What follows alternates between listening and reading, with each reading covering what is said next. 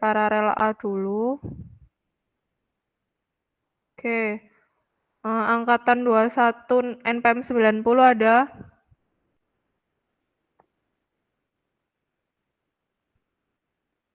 Angkatan 21 NPM 90 ada kelas A? Nggak ada. Oke. NPM 22, Angkatan 22 NPM 241 kelas A ada? Ada, Ibu. Oke. NPM 1, Angkatan 24 NPM 1, Hadir, Ibu. NPM 2, Hadir, Ibu. NPM 3, NPM 3, NPM 3 nggak ada. Oke, NPM 4, Hadir, Ibu. NPM 5, Hadir, Ibu. NPM 6, Hadir, Ibu. 7, Hadir, Ibu. 9, 9. Oke, NPM 10, 10. Oke, 10 nggak ada. Bu, permisi, Bu. Izin konfirmasi NPM 3 hadir, Bu. Ya, tadi kemana? Mohon maaf tadi ke kamar mandi, Bu. Oke, PM 10 ada nggak? 11, Hadir, Ibu. 12, Hadir, Ibu. 13, Hadir, Bu. 15, Hadir, Ibu. 16, Hadir, Ibu. 17, Hadir, Ibu. 18, Hadir, Ibu. 19, Hadir, Ibu. 20, Hadir, Bu. 22, NPM 22, 22, Bu. 22 ada? Hadir, Oke. Bu. 23, Hadir, Ibu. 24, Hadir, Ibu. 25, Hadir, Ibu. 26, Hadir, Bu. 27, Hadir, Bu. 28, Hadir, Bu. 29, Hadir, Bu. 30, Hadir, Ibu. 32, 32, 32 nggak ada. Oke, 33, Hadir, Ibu. 34, Hadir, Bu. 35, 35,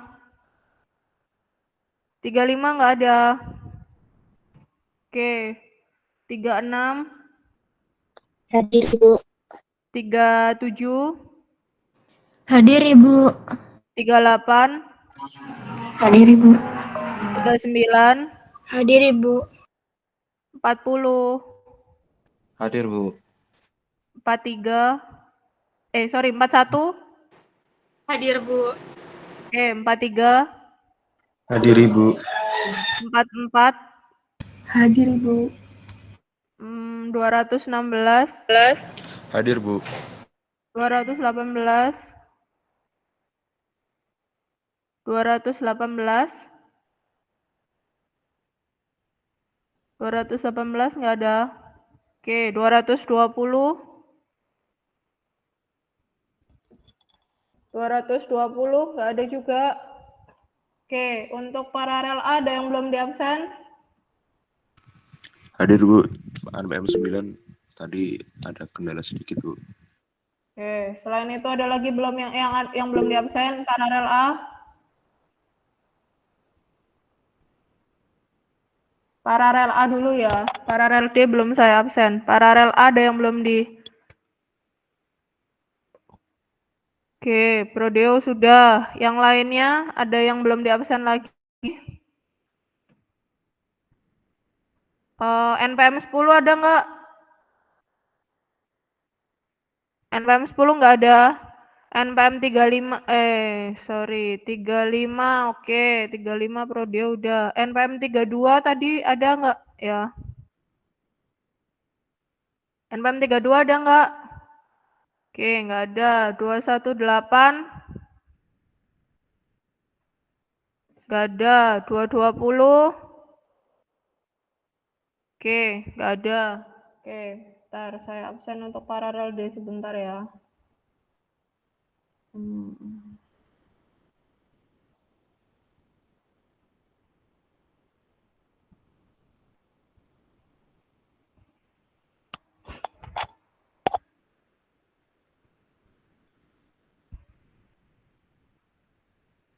Oke, untuk paralel D, angkatan 23-nya ada. Paralel D untuk angkatan 23 ada. Nggak ada dua-duanya. Hadir Bu. Angkatan 23 NPM 194. Oke. Angkatan 23 NPM 178 ada nggak? Nggak ada. Oke. Bentar.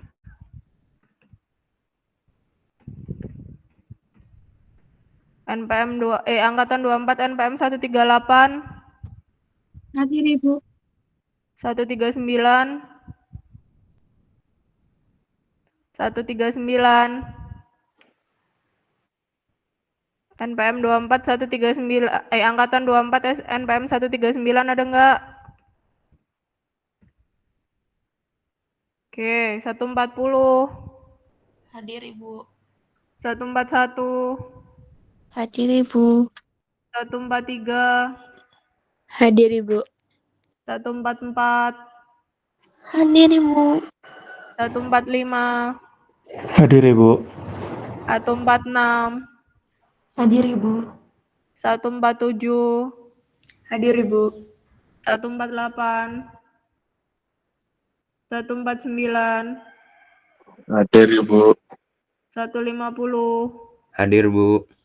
151. Hadir Bu. 152. Hadir Bu. 153. Hadir Ibu. 154. Hadir Ibu. 155. Hadir Ibu. 156. Hadir Ibu. 157. Hadir Ibu. 159. Hadir Ibu. 160. 160. 160 nggak ada. Oke, 161. Hadir Ibu. 162. Hadir Bu. 163. Hadir Bu. 164. Hadir Ibu. 165. Hadir Ibu. 167. Hadir Ibu. 170. Hadir Ibu. 171. Hadir Ibu. 173. Hadir Ibu. 174. Hadir Bu. 175. Hadir Ibu. 176. Hadir Ibu. 177. 177. Oke, 178. Hadir Ibu. 179. Hadir Bu. 180. Hadir Ibu.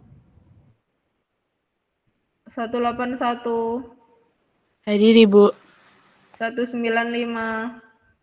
Hadir Bu. 199. Hadir Bu.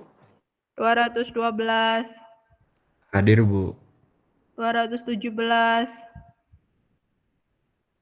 Hadir Bu. 217. 26. Oke, 266. 266. 266 nggak ada. 267. Hadir Ibu. 269. Hadir, Bu. Oke, untuk para relda ada yang belum diabsen? Sudah semua? Mohon maaf Ibu, untuk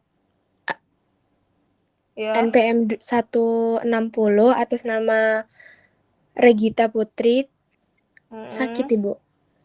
Untuk suratnya ya. sudah disampaikan melalui WhatsApp. Oke. Ya, oke. Terima kasih. Terima kasih. Terima kasih, Yuk. Bu. Yuk. Yang lainnya sudah diabsen semua? Ada yang belum diabsen? Oke, kalau nggak ada, berarti kita lanjut ke materi minggu ini. Oke, untuk kelas hari ini saya minta on cam semua ya. Saya nggak mau ada yang off cam. Daripada saya berasa nanti ngomong sendiri, silahkan on cam dulu semuanya.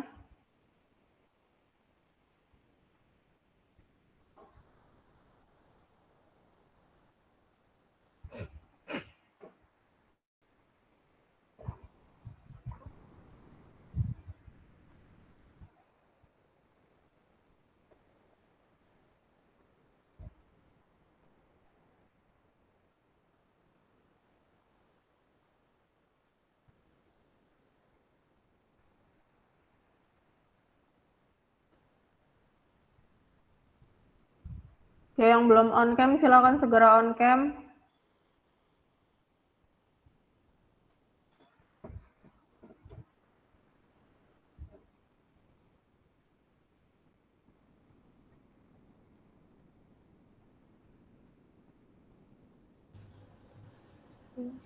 Selamat pagi Ibu, izin konfirmasi. Saya atas nama Whitney Carmelia dengan NPM 24177 hadir Ibu. Oke.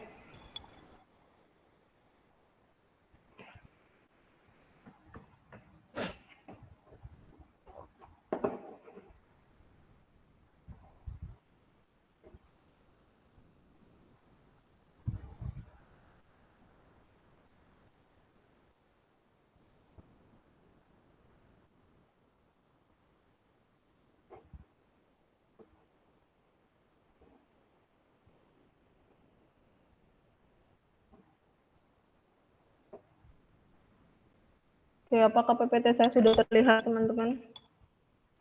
Sudah, Ibu. Oke. Oke, jadi Assalamualaikum warahmatullahi wabarakatuh. Waalaikumsalam warahmatullahi wabarakatuh.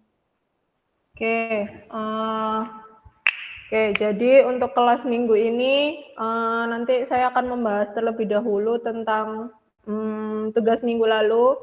Jadi nanti biasanya kalau Google Meet ini kadang kalau slide-nya saya pindah itu kadang nggak ikut kepindah. Nanti kalau misalkan memang nggak kepindah, silahkan segera konfirmasi supaya saya nggak pas udah ngomongnya jauh terus tiba-tiba baru ngomong, Bu, slide-nya belum terpindah gitu ya. Jadi tolong diperhatikan juga apakah yang saya sampaikan sesuai dengan slide yang di presentasi yang terlihat di layar, karena biasanya kalau Google Meet itu kadang ada nge-lag-nya seperti itu. Oke, jadi karena minggu ini online, jadi ada sedikit perubahan yang kalau minggu lalu sudah saya sampaikan bahwa harusnya di minggu ini saya memberikan materi dan latihan soal. Jadi nanti terus kemudian di minggu depan, di minggu ketiga itu nanti materi sama kuis. Nah, ada sedikit perubahan. Jadi nanti untuk hari ini, untuk minggu kedua ini, saya full akan memberikan materi yang akan saya sampaikan hingga minggu ketiga. Jadi materinya akan saya habiskan di minggu ini. Kemudian nanti di minggu depan kita banyakin latihan soal karena untuk latihan soal sama beberapa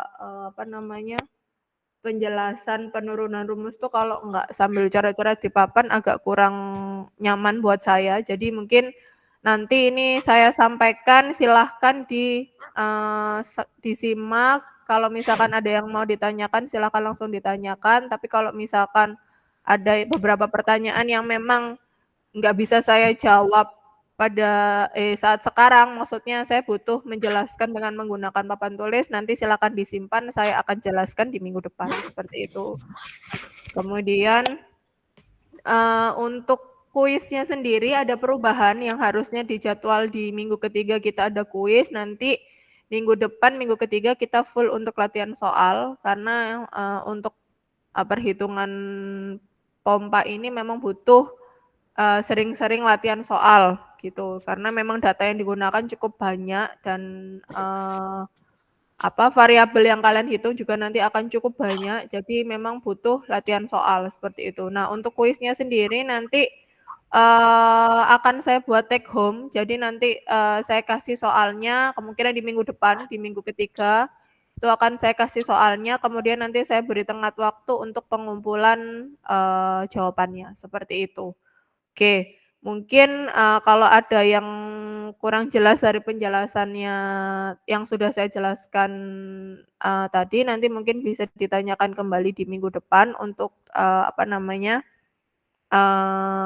lebih jelasnya. Jadi, saya langsung masuk ke, yang minggu ini. Oke, untuk tugas yang minggu lalu, apakah ada yang ditanyakan? Baik paralel A maupun paralel D, apakah, sudah bisa mengerjakan semuanya? Bagaimana mencari data viskositas, mencari data densitas, kalau misalkan memang data itu tidak diketahui, terus bagaimana mencari data densitas ketika spesifik gravity-nya diketahui, atau bahkan bagaimana cara konversi dari satuan SI ke British, ataupun kadang British-nya juga British-nya belum British yang standar, seperti itu. Apakah ada yang ditanyakan? Dari paralel A maupun paralel D, sebelum saya lebih lanjut masuk ke materi di minggu ini. Gimana teman-teman, ada yang ditanyakan nggak? Mohon izin bertanya, Bu. Kenapa? Izin bertanya untuk yang nomor B itu kan untuk yang diketahui hanya tekanan, suhu, dan juga kecepatan. Untuk mencari viskositasnya kan kita bisa menarik dari tabel gas yang ada pada buku OTK. Namun untuk densitasnya kan kita nggak tahu, Bu. Jadi kemarin teman-teman berdiskusi untuk mencari densitasnya itu menggunakan korelasi antara hukum gas ideal, Bu, yang PVNRT itu. Apakah betul? Jadi nanti konstantanya itu, konstanta udara itu didapatkan dari konstanta dibagi dengan MR udara. Apa benar seperti itu, Bu? Oke, nanti jadi di sini saya sudah sudah memberikan intinya kunci jawabannya ya, nanti silakan dicek sendiri. Pokoknya dari keempat soal itu semuanya alirannya berupa aliran turbulen, karena memang nilai NRE-nya itu lebih di atas 4.000. Kemudian untuk yang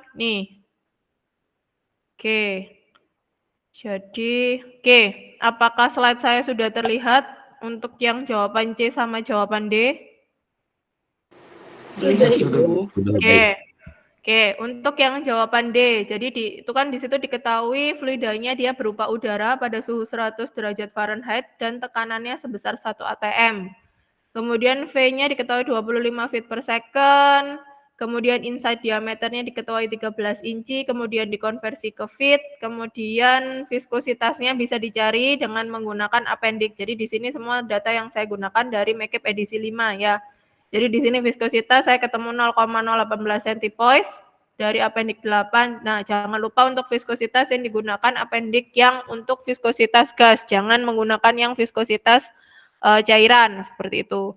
Nah, untuk densitas sendiri memang kemarin saya juga mencarinya dengan menggunakan persamaan gas ideal dengan menggunakan PVNRT. Nah, itu memang nanti ketemunya kurang lebih di segini, di datanya segini. Jadi untuk satuan jadi kemarin saya menghitungnya dalam satuan SI dulu, karena di sini kan rata-rata semuanya dalam satuan SI. Jadi kemarin ketemunya adalah 1,135 kg per meter pangkat 3, kemudian saya konversi ke British, yaitu ketemunya adalah 0,071. Nah, ini saya menggunakan persamaan gas ideal. Nah, tapi kemarin ternyata dari teman-teman yang di paralel B kemarin katanya, saya belum cek juga, di Genkoplis tuh ada. Jadi kalau di MACAP tuh memang untuk densitas udara itu enggak ada. Cuman kalau di Genkoplis itu appendix tabel A.3 kalau enggak salah, itu kemarin teman-teman dari paralel B itu menemukan bahwa sudah ada datanya. Jadi kalian tinggal menggunakan saja. Nanti coba sambil dicek di Genkoplis, appendix-nya Genkoplis. Jadi gini, untuk yang MACAP kan kemarin memang saya wajibkan untuk kalian punya 1 buku ya. Nah, kalau yang Genkoplis itu mungkin nanti kalau misalkan emang kalian butuh appendix-nya silahkan di-print bagian appendix-nya saja. Kemarin saya bilang kalau Genkoplis boleh kalau misalkan teman-teman punya soft file-nya nggak masalah kalau Genkoplis. Tapi kalau yang MACAP memang saya minta untuk punya hard copy. Nah, nanti kalau memang nanti ketika misalkan ujian terus teman-teman open book atau open literatur itu appendix yang dari Genkoplis yang sudah kalian print itu boleh kalian bawa masuk ke ruang ujian seperti itu. Jadi nanti silahkan dicek juga di Genkoplis benar nggak kata teman-teman yang dari paralel B. Kemarin teman-teman dari paralel B ternyata banyak yang menggunakan data dari Genkoplis tanpa menghitung dengan menggunakan persamaan gas ideal. Dan hasilnya juga kurang lebih sama. Kalau nggak salah kemarin ketemunya 0,072 atau 0,073, nggak jauh beda. Jadi masih dalam range yang aman. Jadi mungkin itu ya. Jadi ada 2 opsi. Kalau saya memang kemarin mencarinya dengan persamaan gas ideal, itu ketemunya sekitar 0,071 ini. Tapi kalau teman-teman yang dari paralel B kemarin carinya dari Genkoplis seperti itu. Mungkin dari penjelasan saya ada yang kurang jelas? Izin tanya lagi Bu, untuk untuk batas toleransi nilai benarnya itu berapa Bu? Karena kan viskositasnya kita pasti beda-beda kalau nggak di sini. Nah itu batas parameter atas batas bawahnya. Range-nya, kayak range-nya. Range jawaban benarnya berapa? Karena kan nggak mungkin sama semua. Oke, kalau dari range sendiri itu misalkan di sini dia 0,071 ya, dia ketemunya 0,071. Batas range misalkan batas range bawahnya adalah 0, dia bisa turun 3 ke bawah sampai naiknya itu bisa 5 ke atas. Atau bisa bahkan 5 ke bawah, 5 ke atas. Jadi kalau misalkan dia kalau ternyata misalkan saya ketemunya 0,071, ternyata ada teman-teman yang misalkan ketemunya adalah 0,075 itu masih oke. Terus kemudian ternyata ada teman-teman yang ketemu ke bawahnya itu 0,0 berarti kalau dikurangi 5 kurang lebih 0,0667 atau 68 itu boleh. Jadi batas turun ke bawah 5 atau naik ke bawah. Jadi anggapannya range ke atasnya bisa naik 5, range ke bawahnya bisa naik 5 dari yang ini punya saya ini kayak seperti itu gitu. Jadi anggap aja tapi memang biasanya lebih banyaknya kalau ke bawah tuh jarang sih ya. Kalau biasa ke bawah tuh paling 2, 3 misalkan kayak ini 0,071 biasanya ada yang nemukan 0,070 atau 0,069 tuh masih oke. Nah, tapi kalau misalkan sampai 0,065 itu agak terlalu jauh banget. Nah, kalau yang ke atas tuh bisa misalkan 0,075 itu masih oke, 0,074 masih oke, 0,76 masih oke, tapi kalau sudah 0,077 atau 0,778 itu agak terlalu jauh, seperti itu. Itu bisa bisa di-manage sendiri, seperti itu. Oke, ada yang ditanyakan lagi? Oke, dari teman-teman, kamu NPM berapa, Mas? NPM 217, Bu. Oke. Teman-teman yang lain ada yang ditanyakan lagi? Sebelum saya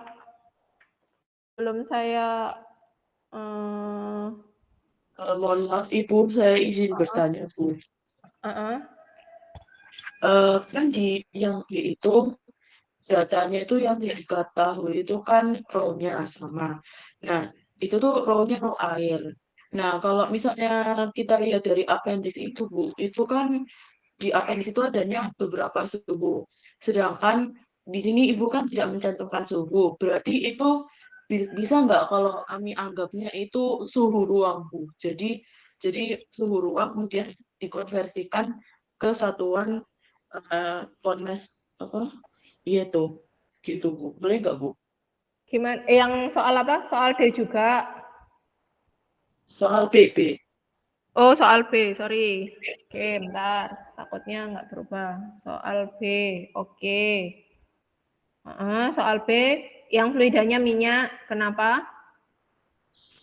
Itu kan Ibu tidak mencantumkan suhu. Terus kalau dilihat dari Mekip itu dia kan ROM-nya ada yang di properti fluid properti dari air itu kan ada cantuman suhu-suhunya. Nah, itu bisa nggak kami anggap kalau tidak ada suhu itu kami anggap air itu ada di suhu ruang. Untuk mencari densitasnya ya dari specific gravity. Oke. Jadi kalau misalkan diketahui specific gravity, ya diketahui specific gravity untuk mencari densitas atau rosi minyak itu tadi, untuk densitas air, ya densitas air yang digunakan pasti pada suhu standar. Jadi pada suhu ruang 20, kalau kalian pernah dengar adalah suhu ambien itu suhu 25 derajat Celcius. Nah, suhu 25 derajat Celcius atau suhu ruang biasanya kalau dalam satuan gram per sentimeter pangkat 3 kan densitas air sama dengan 1. Ya kan? Kalau dalam satuan kilogram per meter pangkat 3 kan dalam jumlahnya 1000. Nah, kalau dalam satuan pound mass per feet pangkat 3 itu nilainya adalah 62,43. Jadi kalian nggak perlu nyari di appendix yang ini. Anggap aja kalian harus hafal di luar kepala seperti kalian menghafal densitas air pada suhu ruang itu berapa, yang misalnya 1 gram per sentimeter pangkat 3. Nah, itu kan kalian sudah hafal di luar kepala tanpa harus kalian mencari di appendix gitu loh. Terus 1000 kilogram per meter pangkat 3, Bu. Kalian sudah hafal di luar kepala. Jadi maksudnya tanpa kalian harus mencari data lagi, kalian sudah tahu densitas air pada suhu sekian itu adalah sekian dengan satuannya ini. Nah, begitupun halnya dengan dalam satuan pound mass per feet pangkat 3. Jadi biasanya kalau kalian hanya menghafal dalam satuan gram per sentimeter pangkat 3 dan kilogram per meter pangkat 3 ditambah lagi 1 dalam satuan pound mass per feet pangkat 3, itu dia konversinya adalah sebesar 62,43 atau densitas air pada suhu itu dianggap sebesar 62,43 seperti itu. Jadi tidak perlu nyari di appendix. Kamu bisa langsung hafal aja ini. Jadi nanti ketika kalian mencari densitas kalau awalnya diketahui specific gravity langsung dimasukkan data ini 62,43 itu tanpa kalian harus mencari lagi di appendix seperti itu. Cukup paham atau ada yang kurang jelas lagi? Baik Ibu, sudah. Terima kasih atas jawabannya Bu. Oke, NPM berapa Mbak? NPM 24 Bu. 24. Oke, teman-teman yang lain ada yang ditanyakan lagi? Kalau misalkan nggak ada, saya langsung masuk ke materi hari ini. Oke, ada yang ditanyakan? Nggak ada? Oke. Jadi untuk materi hari ini adalah kita membahas tentang persamaan Bernoulli. Ya, jadi persamaan Bernoulli adalah persamaan yang mendasari bagaimana menghitung power pompa atau daya pompa. Jadi persamaan Bernoulli ini nanti dasarnya adalah, ini udah terlihat belum slide-nya yang overall mechanical energy balance? Sudah Ibu. Oke, jadi persamaan Bernoulli itu biasanya kalian harusnya sudah kalian pelajari dari SMA, bahkan mungkin di fisika dasar tuh kayaknya harusnya ada, karena itu mekanika fluida itu fluida yang bergerak itu memang sudah dipelajari di dasar. Nah, kalau di OTK 1 ini memang lebih advance-nya atau lebih ada modifikasinya lagi seperti itu. Nah, jadi di sini untuk overall mechanical energy balance sendiri itu adalah definisinya dia di sini adalah conservation of mechanical energy. Jadi conservation itu adalah seperti konservasi atau akumulasi dari energi mekanik yang dimana dia itu dihitung dari perubahan energi yang berdasarkan yang pertama ada gravitasi, yang kedua ada tekanan, yang ketiga ada kecepatan, yang keempat ada friksi, yang kelima ada work atau kerja. Nah, kerja ini nanti seperti faktor eksternal. Jadi kalau gravity, pressure, velocity, friction itu faktornya faktor internal yang memang terjadi di fluida itu sendiri. Tapi kalau work ini adalah faktor eksternal, jadi ada energi yang dikenakan ke fluida itu atau yang diberikan ke fluida itu. Nah, work ini biasanya yang memberikan work atau yang memberikan energi ini bisa dari pumps atau pompa sama turbin. Jadi nanti ada perbedaannya, kapan kita menggunakan pompa, kapan kita menggunakan turbin, seperti itu. Nah, typically for steady state. Jadi kalau pernah kalian mendengar, jadi nanti semakin semester atas kalian akan sering mendengar namanya kondisi tuna bahasa Indonesianya, atau kalau dalam bahasa Inggrisnya adalah kondisi steady state. Kondisi steady state itu biasanya pada kondisi absolut dalam artian kayak kondisi vakum. Jadi kayak tekanannya itu dia pasti standar dalam tekanan 1 atm semua seperti itu. Kemudian jadi atau biasanya bahasa umumnya adalah kondisi stabil. Jadi dia sudah stabil sistem itu, dalam satu sistem itu dia kondisinya sudah stabil seperti itu.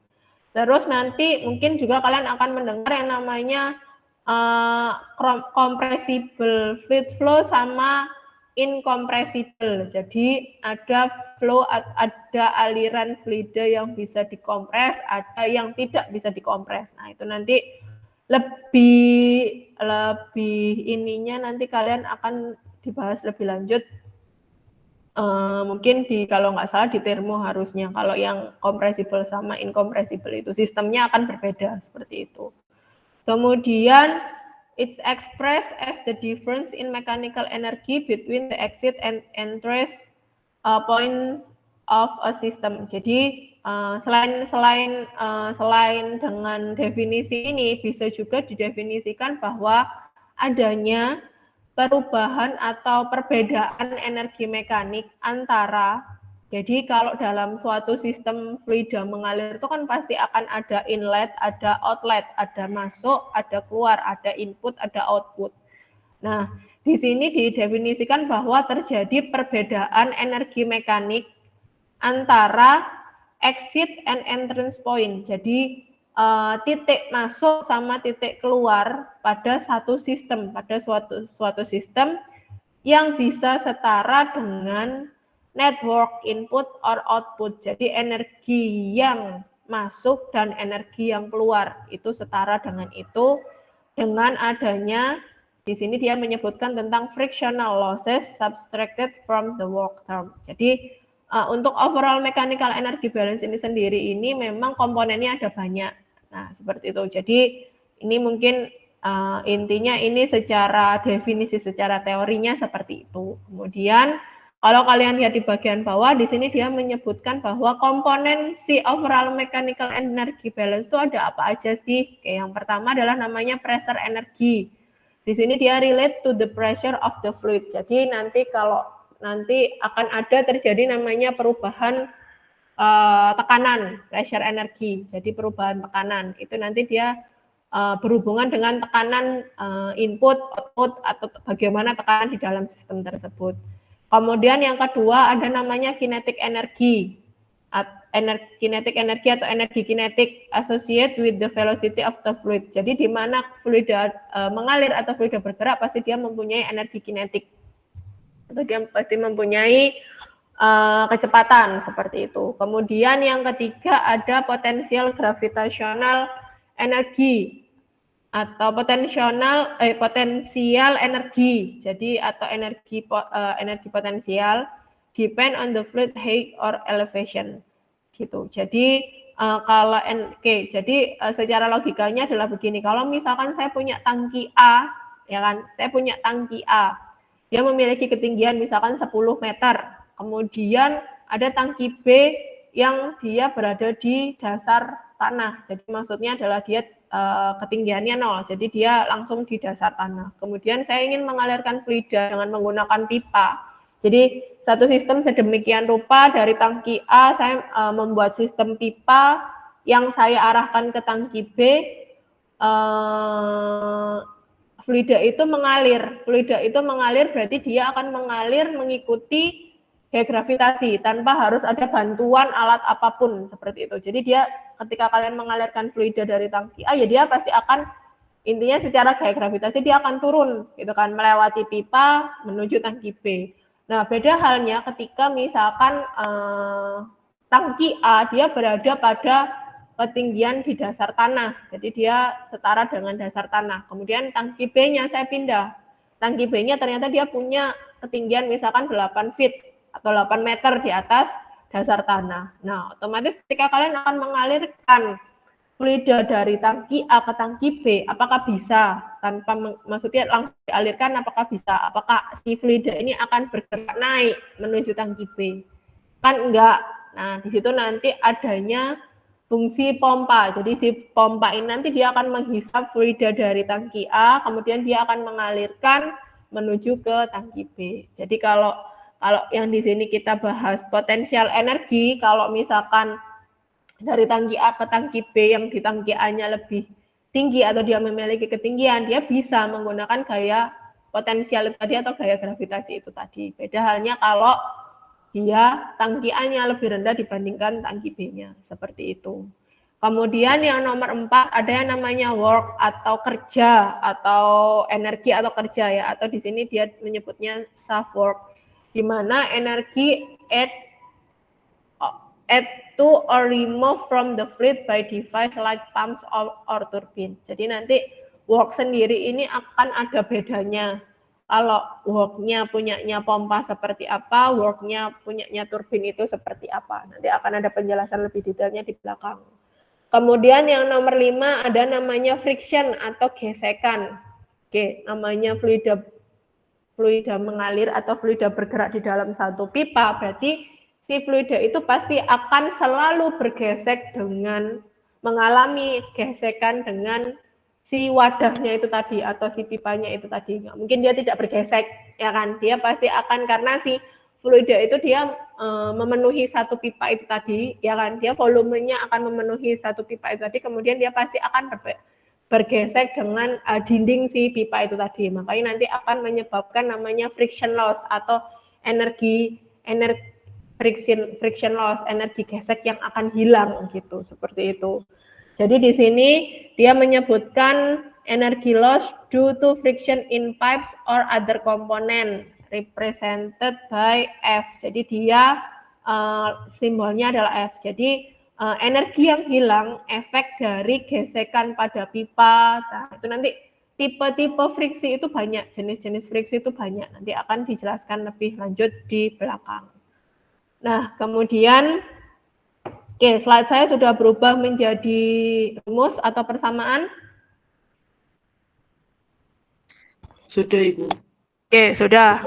Jadi untuk overall mechanical energy balance sendiri, jadi dari penjelasan yang tadi, terus definisi yang tadi, komponen yang tadi, kemudian kita susun ke dalam satu persamaan, nanti yang ini akan kita gunakan ke depannya. Jadi di sini adalah, jadi rumus yang di buku itu ini, 1/2 alfa dikali V kuadrat dikurangi V1 kuadrat, ya kan? Plus G Z2 dikurangi Z1 plus P2 min P1 dibagi rho plus sigma F plus WS sama dengan 0. Oke, jadi kita breakdown satu-satu. Di sini 1/2 alfa V kuadrat. Nah, berarti kalau hubungannya sama V atau velocity atau kecepatan, berarti dia merupakan energi kinetik. Oke, jadi yang di sini yang di komponen pertama ini adalah komponen energi kinetik, gitu, energi kinetik. Jadi energi kinetik ini, nah terus kemudian ditambah G Z2 min Z1. Oke, jadi Z di sini itu adalah ketinggian. Jadi kalau biasanya kita kalau ketinggian itu kita simbolnya adalah H, Itu kalau di sini biasanya kita menggunakan Z. Jadi Z ini sama dengan H atau ketinggian. Jadi G itu gaya gravitasi, berarti G sama Z, kalau Z berarti hubungannya adalah dengan dengan energi potensial, ya kan, atau energi gravitasi. Yang itu adalah energi potensial. Jadi komponen yang pertama tadi sudah ada energi kinetik, ini energi potensial, kemudian ditambah P2 dikurangi P1 dibagi rho. Nah, P sendiri adalah tekanan, ya kan? Berarti di sini adalah energi tekanan atau perubahan tekanan di sini. Kemudian plus sigma F. F sendiri tadi sudah disebutkan bahwa di depan ada namanya friction atau ya friksi. Friksi. Jadi dia adalah jumlah friction loss atau jumlah energi yang hilang akibat gesekan itu karena tipenya banyak, makanya di sini dia dikasih dengan lambang sigma karena memang tipenya macam-macam. Nanti dalam satu sistem itu friction loss-nya bisa lebih dari 2 bahkan 3 friction loss. Jadi makanya di sini ada simbol sigma. Jadi jumlah, jadi summary ada jumlah dari beberapa tipe friction loss seperti itu. Kemudian di sini WS. Nah, WS. Oke, WS ini adalah work atau shaft work. Shaft work-nya dari si bergantung. Makanya ini nanti energinya apa dia? Energinya si pompa kah atau si turbin kah? Seperti itu. Oke, dari persamaan yang di atas ini saya sederhanakan atau biasanya saya menggunakan persamaan yang bawah. Bedanya adalah yang di bawah ini ada GC. Oke. Selama ini kalian mungkin taunya adalah G, ya kan? G adalah gaya gravitasi dengan satuannya dia adalah 9,8 atau biasanya 10 ya. 9,8 atau biasanya dibulatkan 10 dengan satuan meter per second kuadrat, ya kan? Meter per second kuadrat gaya gravitasi. Nah, GC itu apa, Bu? Jadi GC itu adalah konstanta gravitasi. Seperti itu. Jadi G dan GC itu dia tidak bisa dipisahkan. Jadi gini, kalau yang di atas, rumus yang di atas ini, dia masih dengan menggunakan satuan SI. Jadi ini dalam satuan SI unit. Nah, kalau yang bawah ini sudah dalam satuan British. Kenapa bisa dianggap dalam satuan British? Karena dia sudah dibagi dengan GC. Nah, GC ini dia berpengaruh jadi dia yang membuat kenapa dia bisa berubah dari satuan SI ke satuan British. Itu karena ada GC-nya itu tadi. Oke, jadi GC sendiri itu merupakan konstanta gravitasi di mana konstanta atau nilainya adalah sebesar 32,174 pound mass feet per pound force second kuadrat. Oke, mungkin bisa dicatat dulu nanti kalau misalkan ada yang ditanyakan kita bahas di minggu depan ya. Jadi kalau G itu gaya gravitasi, ya kan? G itu adalah gaya gravitasi yang biasanya kalian tahu bahwa nilainya adalah 9,8 meter per second kuadrat. Oke, kalau dalam satuan British nilainya menjadi 32,17 feet per second kuadrat. Oke, jadi kalau dalam satuan SI dia 9,8 meter per second kuadrat. Kalau dalam satuan British dia menjadi 32,17 feet per second kuadrat. Oke, ini enggak saya tulis di PPT supaya memang nanti kalian catat sendiri. Nanti kita bahas lagi di minggu depan kalau memang ada yang ditanyakan. Oke, kemudian kalau yang GC adalah konstanta gravitasi. Jadi kalau konstanta berarti dia memang konstan, nilainya konstan tidak berubah ya kan. Nilainya konstan yaitu GC sama dengan ini sudah dalam satuan British bukan dalam satuan SI lagi, yaitu nilainya sebesar 32,174 dengan satuannya adalah pound mass feet. Jadi pound mass dikali feet dibagi pound force dikali second kuadrat. Gitu. Jadi saya ulangi lagi untuk konstanta gravitasi yaitu GC nilainya sama dengan 32,174 dengan satuan pound mass feet dibagi pound force dikali second kuadrat. Jadi pound force second kuadratnya di bagian bawah, pound mass feet-nya di bagian atas. Jadi pound mass feet per pound force second kuadrat. Seperti itu. Oke, jadi di sini nilai GC-nya sudah tahu semua. Oke, jadi dari satuan dari persamaan yang di atas ini saya sederhanakan menjadi persamaan yang di bawah setelah sudah diubah menjadi kritis. Oke, jadi di sini ada delta P per rho, berarti dia hubungannya adalah dengan energi tekanan atau perubahan tekanan yang didapat dari sini. P2 min P1 dibagi densitas. Seperti itu. P2 min P1 dibagi densitas. Berarti P2 min P1 adalah delta P, ya kan? Kemudian ditambah delta V kuadrat per 2 alfa GC. Oke, delta V kuadrat didapat dari V2 kuadrat dikurangi V1 kuadrat. Itu kita sederhanakan menjadi delta V kuadrat. Oke, Bu, nanti kalau misalkan saya mau nyari delta V kuadrat, ya kan? Delta V kuadrat. Jadi untuk delta V itu bisa kalian cari gini. Jadi seperti kalau di persamaan yang atas, dia kan dikuadratkan dulu masing-masing persamaannya, baru dikurangin. Boleh. Atau misalkan kamu mau delta V dulu. Jadi V2 dikurangi V1 dulu, ketemu delta V. Baru delta V-nya dikuadratkan juga boleh. Jadi terserah kalian, enaknya kalian gimana. Mau kalian kurangin dulu, kalian bikin delta V baru dikuadratkan, boleh.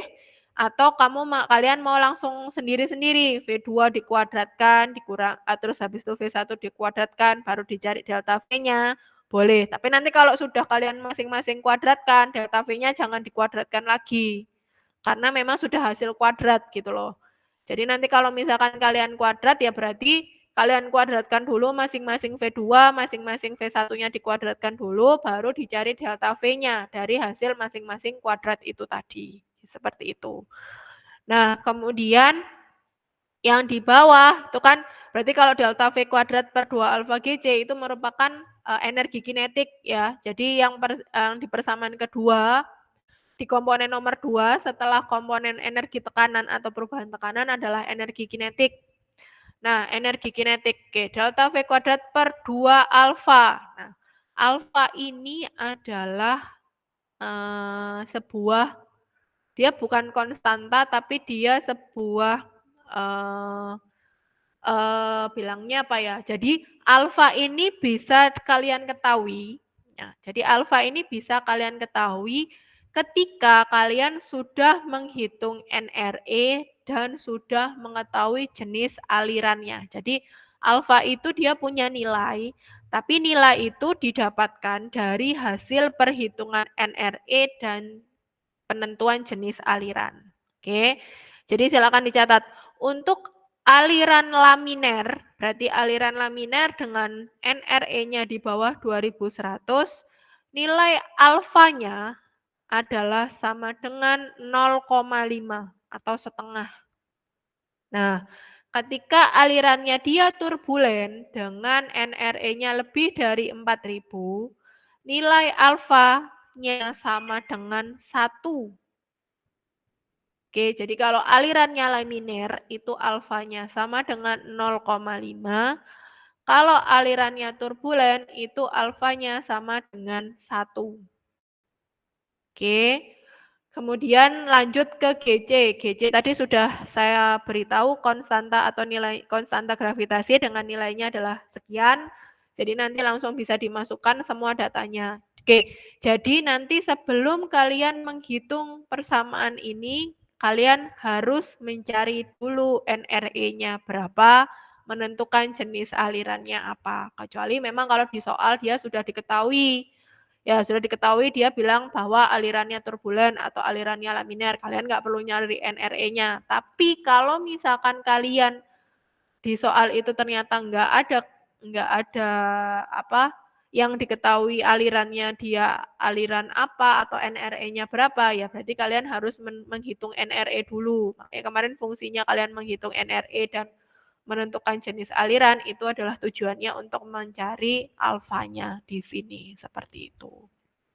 Oke, kemudian lanjut ke komponen yang nomor 3, yaitu adalah delta Z.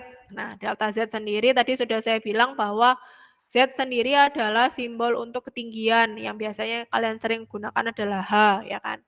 Jadi di sini delta Z G per GC. Delta Z sendiri adalah Z2 dikurangi Z1. Nah, G per GC. Oke. G per GC di sini, ya kan, tadi kan G kalian sudah tahu nilainya 32,17, kemudian GC nilainya adalah 32,174, ya kan. Jadi bisa dianggap atau bisa diasumsikan bahwa di sini G per GC itu harusnya kalau dihitung secara manual 32,17 dibagi 32,174 kan masih ketemunya 1,0 sekian kan. Jadi untuk persamaan G per GC di sini bisa kalian anggap bahwa G per GC sama dengan 1. Boleh. Tapi nanti yang di energi kinetik GC itu adalah tetap konstanta yang 32,174. Seperti itu. Jadi G per GC di sini bisa dianggap sama dengan 1.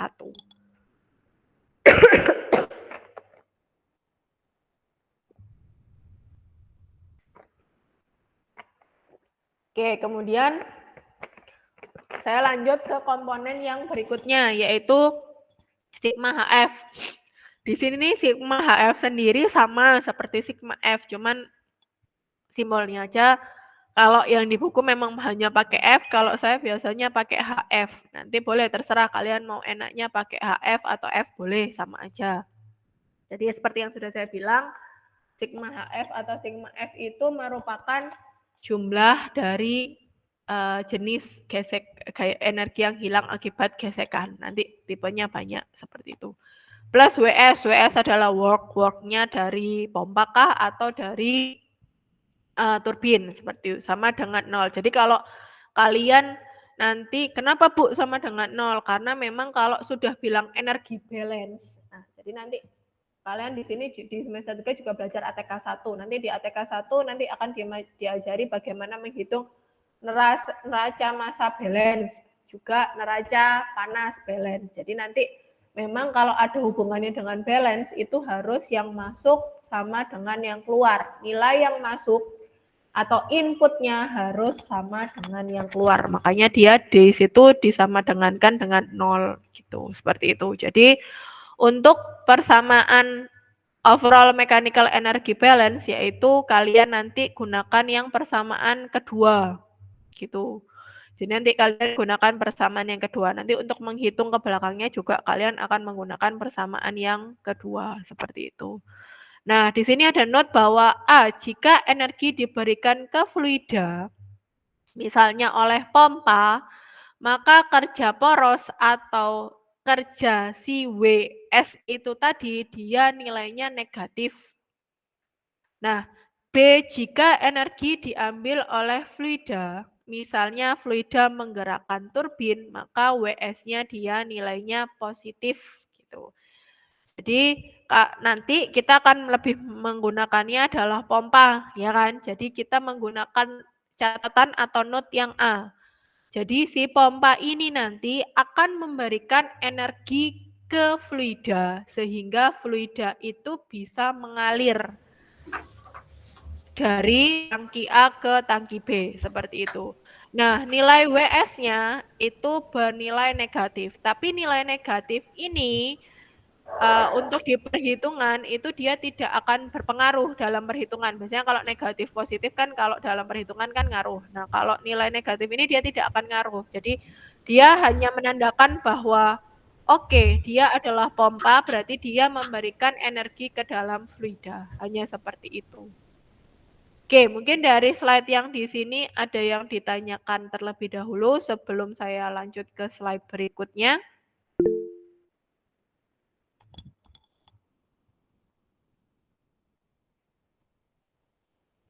Ada yang ditanyakan? Ibu izin tanya, Bu. Tadi kan yang nilai alfa itu kan yang disebutkan Bu Atika itu cuma aliran laminar sama turbulen.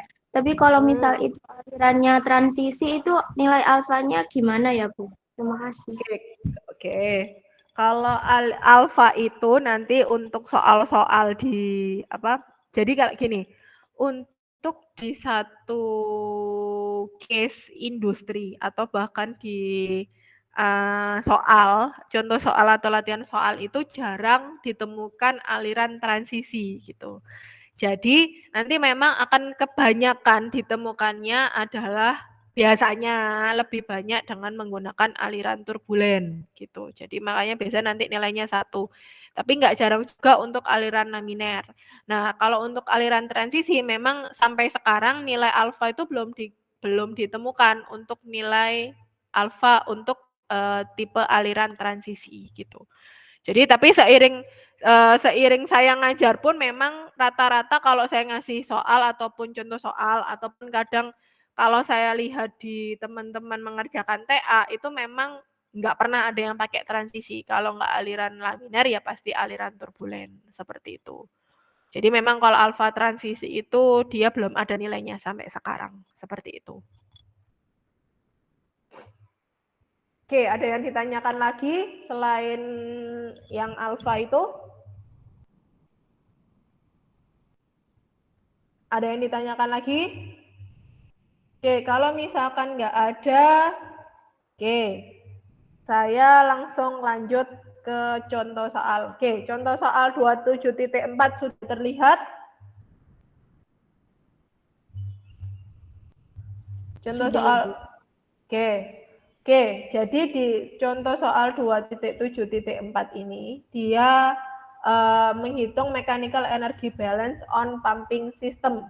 Jadi di sini fluidanya diketahui menggunakan air. Ya, jadi nanti untuk menghitung persamaan Bernoulli ini, ya dengan menggunakan persamaan Bernoulli ini, jarang fluidanya bukan air. Jadi pasti rata-rata fluidanya dengan menggunakan air. Jadi kalau pompa memang kita untuk OTK 1 fluida bergeraknya yang memang kita hitung itu rata-rata dengan menggunakan air seperti itu. Jadi kalau misalkan air pun pasti pada suhu standar atau suhu ruang yaitu 25 derajat Celcius. Jadi mungkin bisa dihafalkan data-data yang berhubungan dengan air ya kayak viskositasnya, densitasnya itu berapa pada suhu ruang seperti itu. Oke, jadi di contoh soal ini fluidanya menggunakan fluida air, dia dengan densitasnya adalah sekian kilogram per meter pangkat 3. Kemudian dia mengalir pada sistem steady atau sistem stabil, ya kan? Mass flow rate through a uniform diameter pipa. Jadi diameter pipanya dari diameter pipa dari masuk inlet sampai outlet itu diameternya seragam atau sama. Nah, kemudian di situ diketahui bahwa entrance pressure atau pressure atau tekanan tekanan yang terjadi pada fluida masuk pada inlet itu dia sebesar sekian kilonewton per meter kuadrat absolut. Kemudian si pipa ini itu dikonekkan atau dihubungkan dengan sebuah pompa, ya, di mana pompa ini dia supplies atau memberikan energi sebesar 155,4 joule per kilogram. Oke, jadi di situ sudah diketahui bahwa si pompa ini memberikan energi. Jadi energi yang diberikan pompa ke dalam fluida sebesar sekian joule per kilogram. Kemudian untuk exit pipanya, exit pipa atau exit luaran dari pompa. Jadi setelah keluar pompa itu ada pipa lagi, itu diameternya sama dengan diameter yang di awal inlet pipe. Nah, kemudian di situ diketahui bahwa exit section of the pipe, jadi pipa keluaran dari pompa, ya, itu dia memiliki ketinggian, exit section of the pipe, jadi pipa outletnya itu dia mempunyai ketinggian 3,05 meter, nah, lebih tinggi dibandingkan pipa inletnya. Kemudian diketahui di situ pressure-nya sebesar 37,8 kilonewton per meter kuadrat absolut. Nah, di situ diketahui bahwa Reynolds number in the pipe is above 400 in system. Berarti kalian sudah tahu bahwa Reynolds number-nya di atas 4000, berarti bisa dikatakan bahwa jenis aliran dalam sistem ini adalah aliran turbulen. Berarti kalau aliran turbulen, berarti kalian tahu bahwa nilai alfanya sama dengan 1, seperti itu. Nah, kemudian calculate the friction loss atau sigma F in the pipe system. Jadi di sini nanti kita menggunakan persamaan yang tadi yang sudah saya jelaskan, tapi yang kita hitung adalah friction loss-nya. Seperti itu. Jadi nanti kalau kalian menghitungnya adalah berapa daya pompanya, itu nanti yang kalian cari adalah WS-nya. Jadi nanti dari persamaan yang ini, oke, slide persamaannya sudah terlihat kembali. Sudah, Ibu. Oke, jadi nanti kalau ke depannya, kalau kalian disuruh menghitung kerja pompa, daya pompa yang kalian cari itu adalah WS. Ya. Tapi kalau dari contoh soal yang pertama tadi, yang dicari adalah yang sigma HF atau sigma F-nya gitu. Nanti tetap persamaan yang digunakan adalah satu persamaan itu tadi, seperti itu. Oke, kita kembali lagi ke contoh soal. Kemudian dari ilustrasi cerita itu tadi bisa saya gambarkan dalam satu ilustrasi gambar itu seperti di figur 2.7.4. Jadi di situ ada pipa masuk atau inlet, ya kan, dengan dia ada parameter V1, P1, ya kan. Kemudian dia dihubungkan ke dalam dengan sebuah pompa, ya kan, yang memberikan energi ke fluida. Makanya di situ ya WS-nya, panahnya keluar, ya kan, panahnya menjauh dari pompa. Cuman kalau nanti ingat tadi di catatan awal bahwa ada WS pompa, ada WS turbin. Nah, kalau turbin nanti panahnya menujunya ke dalam. Ya, jadi bedanya itu. Tapi nanti kalau turbin kalian akan lebih belajar turbin lebih detail itu ada di termodinamika. Kalau yang di OTK memang kita hanya belajar untuk pompa, seperti itu. Jadi kalau dari ilustrasi gambar ini setelah keluar dari pompa, ya kan, setelah keluar dari pompa ada ada pipa, ya kan, ada pipa. Nah, pipanya ini dia memiliki seperti yang sudah dijelaskan di atas, the exit section of the pipe is 3.05 meter higher than the entrance. Jadi dia memiliki ketinggian 3,05 meter dibandingkan dengan pipa pada inlet yang di awal, seperti itu. Nah, kemudian sehingga nanti di luaran pipanya ada parameter V2 sama P2. Oke. Jadi dari perubahan, jadi nanti kedepannya juga akan seperti itu ya. Saya hanya akan memberikan soal dalam bentuk cerita, kemudian silahkan nanti diilustrasikan dalam sebuah gambar yang merepresentasikan si soal cerita itu tadi. Ketika kalian salah menentukan tempat, misalkan kayak ini tadi. Nah, ini bisa kalian lihat kan, penentuan ketinggian 3,05 meter itu dia berdasarkan, jadi base-nya adalah dari pipa inlet. Jadi bisa kalian lihat di situ dia dasar bawahnya adalah pipa inlet. Nah, ketika kalian misalkan ternyata kalian dasar bawahnya itu kalian menggunakan dasar bawahnya pompa dari 3,05 meter. Ya berarti kan tidak sesuai dengan tidak sesuai dengan ilustrasi dari soal itu tadi gitu. Jadi nanti ke depannya ketika saya menilai, saya akan mengecek dulu ilustrasi gambarnya. Kalau ilustrasi gambar memang mungkin nilainya nggak akan sebesar, poinnya nggak akan sebesar dengan perhitungan ya. Tapi kalau misalkan dari ilustrasi gambar aja kalian sudah menentukan tempatnya salah, saya nggak akan koreksi ke belakang. Karena apa? Kalau dari ilustrasi gambar sudah salah, otomatis kamu menghitung ke belakang juga pasti akan salah. Nanti hubungannya misalkan sama energi potensial. Nah, kamu menghitung nilai H-nya itu juga sudah pasti akan berbeda. Kalau kalian menempatkan titiknya sudah salah, seperti itu.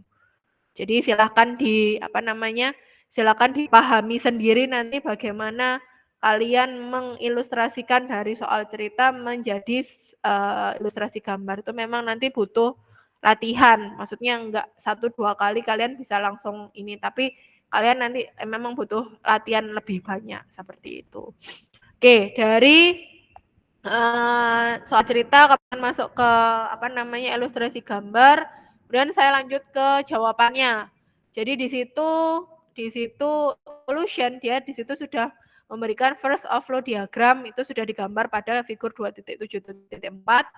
Kemudian di situ dijelaskan bahwa tadi kan dijelaskan bahwa pompa dia memberikan supplies sebesar sekian energi dalam satuan joule per kilogram. Berarti kalau kalian sudah tahu pompa, kemudian di situ dia memberikan energi atau supplies energi, berarti kalian sudah tahu bahwa nilai WS-nya itu sama dengan negatif, ya kan? Negatif 155,4, ya kan? Karena memang dia si pompa ini memberikan energi ke fluida untuk fluida ini bergerak. Nah, kemudian setelah itu bisa dilihat setting the datum Z1. Oke, jadi kita setelah mengetahui WS-nya, kita langsung breakdown satu-satu untuk energi potensialnya, energi kinetiknya, energi tekanannya. Kita breakdown satu-satu. Sebentar ya.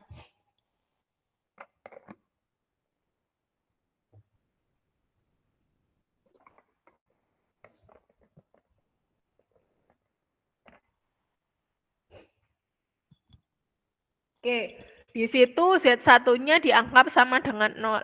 Jadi Z1-nya dianggap 0, kemudian Z2-nya sama dengan 3,05 meter. Jadi dianggap bahwa Z1-nya di situ sejajar dengan dasar tanah, makanya Z1-nya sama dengan 0, kemudian Z2-nya dia punya ketinggian, yaitu 3,05 meter. Nah, kemudian karena diameternya konstan, berarti bisa dikatakan bahwa V1 sama dengan V2, ya kan? Karena tidak terjadi perubahan kecepatan. Beda halnya ketika diameternya berubah. Karena kalau misalkan kalian ingat dari konversi kecepatan yang kemarin ada 3 kecepatan, ada kecepatan massa, kecepatan volumetrik, ada kecepatan aliran. Untuk mencari kecepatan aliran, kan kalian butuh menghitung dengan menggunakan luas penampang, ya kan? Nah, kalau misalkan luas penampangnya beda, atau diameternya beda, otomatis luas penampang akan berbeda. Nah, luas penampang akan berbeda, berarti kecepatan alirannya pun juga akan berbeda, atau V-nya juga akan berbeda. Nah, tapi di sini tadi kan sudah di-state bahwa uniform diameter pipe, atau diameter pipa yang seragam, atau diameternya sama, atau konstan. Jadi bisa dikatakan bahwa nilai itu sama dengan V2, seperti itu. Kemudian diketahui juga bahwa nilai alfanya sama dengan bahwa nomornya di 4000, berarti dia turbulen. Berarti alfanya sama dengan 1. Oke. Kemudian kalau dilihat itu di di yang 1/2 dikali 1. Oke, jadi itu adalah energi kinetik. Kalau pakai rumus yang persamaan kedua itu delta V per 2 alfa G, ya kan? Nah, delta V-nya otomatis berapa? Delta V-nya 0 kan, karena dia V1 dianggap sama dengan V2, ya kan? Nah, kalau V1 sama dengan V2, kalau delta V 0, berarti energi kinetik sudah pasti 0. Karena berapapun nilai yang kalian masukkan, kalau ada 0 dibagi, nah itu kan berarti pasti 0. Jadi, kalau mau kalian tapi nanti tetap ditulis ya, energi kinetiknya itu tetap ditulis, nilainya berapa aja. Jadi V2 sama delta V-nya sama dengan 0. Tapi kan kayak 2, nilai alfanya ada, nilai GC-nya ada, silakan tetap ditulis, tapi nanti sama dengan 0 hasilnya, seperti itu. Kemudian yang kedua, oke, di sini kita nggak pakai GC karena untuk contoh soal ini dihitungnya dengan menggunakan satuan SI. Jadi yang untuk soal ini bisa kalian gunakan persamaan yang pertama tanpa dibagi GC. Jadi itu kenapa yang 1/2 dikali 1 itu nggak dikali GC karena ini dalam satuan SI. Ya, kalau nanti yang dihitungnya dalam satuan British, ya berarti nanti harus dibagi dengan GC. Begitu halnya dengan yang kedua. Yang kedua itu adalah Z2 dikali G, berarti dia kan energi potensial. Ya kan, energi potensial adalah rumusnya delta Z dikali G kalau satuan SI. Kalau satuan British, delta Z G per GC. Nah, delta Z-nya adalah Z2 dikurangi Z1. Z1-nya kita tahu 0, berarti Z2 dikurangi Z1, berarti kan sama nilainya 3,05. Terus kemudian di situ G. G-nya nilai G-nya karena dia satuan SI, berarti hanya dikalikan G, bukan dikalikan 1. Kalau G per GC, berarti boleh dikalikan 1. Seperti itu.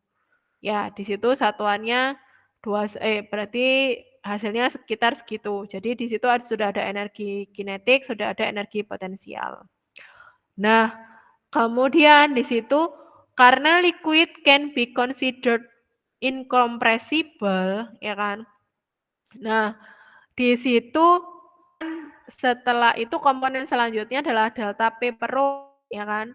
Delta P per rho. Di situ kan ada nilai P1, ada nilai P2, terus nilai rho-nya kalian tahu densitasnya. Nah, boleh kalau misalkan kalian mau langsung P2 dikurangi P1, jadi nanti delta P terus dibagi rho boleh langsung. Atau kalian mau breakdown satu-satu, P1 dibagi rho berapa, P2 dibagi rho berapa, nanti baru delta P-nya berapa, boleh, terserah. Yang tidak membuat kalian bingung, boleh pakai opsi yang mana aja. Bu, 1000 dari mana? Itu 1000 adalah hasil konversi, karena awalnya adalah satuannya kilonewton per meter kuadrat, ya kan? Setelah coret-coret, kalau kilonewton per meter kuadrat, kalian langsung coret dengan kilogram per meter pangkat 3, nggak bisa. Makanya satuannya harus dirubah dulu, ya kan? Kilonewton per meter kuadrat itu setara dengan apa? Nanti silakan dicek di appendix. Yang bisa dicoret dengan, jadi 1000 itu adalah konversi. Angka 1000 itu adalah konversi. Jadi nilai yang pasti adalah 68,9 itu tekanan, 998 itu densitas. Nah, dari konversian itu sehingga satuannya berubah menjadi joule per kilogram. Gitu. Nah, kalau kalian lihat tadi kan persamaannya adalah penjumlahan, ya kan? Berarti komponen A, misalkan komponen energi kinetik ditambah komponen energi potensial, ditambah komponen energi tekanan, ditambah komponen friction loss, ditambah komponen kerja pompa. Berarti kalau penjumlahan itu kan berarti satuannya harus sama, harus dalam satuan yang sama. Jadi nggak boleh misalkan yang satu dalam satuan meter, yang satu dalam satuan feet, yang satu dalam satuan inci, satu dalam satuan senti, kan nggak boleh. Satuannya harus setara, yaitu kalau misalkan dalam satuan SI itu joule per kilogram. Oke, joule per kilogram kalau dalam satuan SI. Nah, nanti kalau dalam satuan British, bisa kalian lihat di bawah sendiri di situ. Di situ ada satuan feet pound force per pound mass. Jadi nanti untuk satuan British, kita menggunakannya adalah feet pound force per pound mass. Seperti itu. Oke, kemudian lanjut setelah kita menemukan komponen energi tekanan, ya kan? Jadi komponennya energi kinetik ada, energi potensial sudah dihitung, energi tekanan sudah ada. Kemudian kalau dilihat dari komponen itu, komponen yang energi WS atau work-nya dari pompa sudah ada juga kan, diketahui 155,4 joule per kilogram. Sehingga sigma F-nya atau sigma HF-nya atau jumlah friksi yang mau dicari bisa dihitung. Jadi dari persamaan tadi, 2 persamaan yang tadi, silahkan dipindah-pindah ruas. Jadi tinggal main pindah ruas aja. Jadi persamaan intinya adalah tadi persamaan yang 2 persamaan yang di awal itu tadi. Kemudian kalau kalian mencari sigma HF, berarti ya silahkan dipindah ruas sendiri. Sehingga persamaannya menjadi persamaan yang itu. Sigma F sama dengan min WS ditambah energi kinetik, ditambah energi potensial, ditambah energi tekanan. Sehingga sigma F-nya ketemu hasilnya adalah 56,5 Joule per kilogram. Atau kalau dalam satuan British dia dikonversi menjadi 18,9 feet pound force per pound mass. Seperti itu. Nah, sampai sini di contoh soal ini apakah ada yang ditanyakan? Sebelum saya lanjut lagi ke contoh soal berikutnya. Atau kalau enggak mungkin kalau agak roaming dikit nanti boleh. Jadi nanti setelah kelas ini materi akan saya bagi, silahkan kalian pelajari sendiri beberapa contoh soal. Jadi 2 contoh soal ini nanti ada 1 contoh soal lagi. Jadi contoh soal ini saya ngambilnya dari Genkoplis. Kenapa? Karena kemarin saya sudah sempat membandingkan antara Genkoplis sama Mekip. Untuk contoh soal yang lebih mudah dipahami memang di Genkoplis. Jadi akhirnya saya menggunakannya yang di Genkoplis. Nanti kalau yang di Mekip mungkin, Bu saya mau coba latihan soal di Mekip, boleh silahkan. Nanti silahkan dicari yang fluid flow itu di halaman atau di chapter berapa. Kalau nggak salah di chapter 2 atau kalau nggak di chapter 3 yang di Mekip. Ya seperti itu. Jadi nanti mungkin ini bisa dibaca lagi, bisa dipelajari lagi sendiri. Mungkin kalau ada yang ditanyakan, mungkin bisa ditanyakan di minggu depan. Jadi karena saya juga ngejar waktu, takutnya nanti materinya nggak selesai di hari ini. Oke. Untuk contoh soal yang berikutnya. Oke, contoh soal berikutnya. Nah, contoh soal berikutnya ini adalah example 2.7.5 ya. Di mana di sini kalau tadi kan kalian hanya menghitung overall dengan nanti ini juga menghitungnya dengan overall mechanical energy balance juga. Tadi kan kalian menghitungnya komponennya, salah satu komponen ya sama, ini juga salah satu komponen yang dihitung, yaitu yang di sini yang akan dihitung adalah kerja pompanya, kerja si pompanya, benar. Jadi bedanya gini, kalau di situ tadi, kalau yang di sebelumnya itu tadi judulnya adalah Mechanical Energy Balance on Pumping System. Nah, kalau yang ini itu judulnya adalah Pump Horsepower in Flow System. Jadi gini, ilustrasinya adalah gini. Jadi kalau pompa yang sudah dijelaskan di depan tadi itu kan si pompa ini akan mengeluarkan energi, ya kan? Dia akan menghasilkan energi yang akan diberikan ke fluida, supaya fluida ini bisa bergerak dari tangki 1 ke tangki B atau tangki 2, gitu kan? Jadi energi yang dikeluarkan oleh pompa untuk membuat si fluida ini bergerak. Nah, kalau yang di contoh soal ini energinya yang dikeluarkan oleh pompa itu berapa sih? Nah, gitu. Setelah kalian menghitung energi, pompa ini butuh mengeluarkan energi. Nah, tapi bagaimana caranya pompa ini mengeluarkan energi kalau nggak ada gitu. Jadi ini si pompa ini dia nanti mengeluarkan energi, tapi dia butuh daya atau listrik untuk mengeluarkan energi itu gitu. Jadi dia butuh energi, dia butuh listrik atau daya untuk mengeluarkan si energi itu. Jadi untuk di contoh soal ini, setelah kita menghitung energi yang dikeluarkan pompa itu berapa, kita juga akan menghitung daya atau power yang dibutuhkan si pompa ini untuk mengeluarkan energi itu berapa dayanya. Nah, kalau kalian dengar daya, berarti biasanya dalam satuan watt atau misalkan kilowatt, kayak misalkan kayak listrik di rumah atau kan listrik di rumah. Ya kan, berapa watt nih atau berapa kilowatt nih. Nah, kalau di industri untuk pompa industri itu biasanya kalau kalian pernah dengar adalah satuannya adalah horsepower atau HP. Jadi satuannya itu Bukan watt lagi, bukan kilowatt lagi, tapi HP atau horsepower seperti itu. Oke, jadi kita langsung masuk dulu ke contoh soal ini.